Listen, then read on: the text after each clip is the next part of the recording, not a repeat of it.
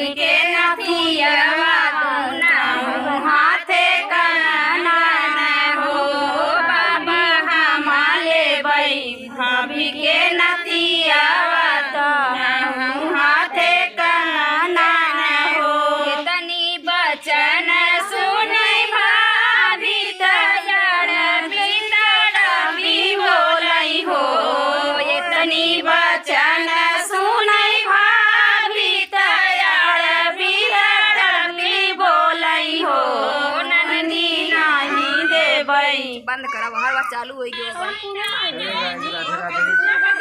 चलो दोस्तों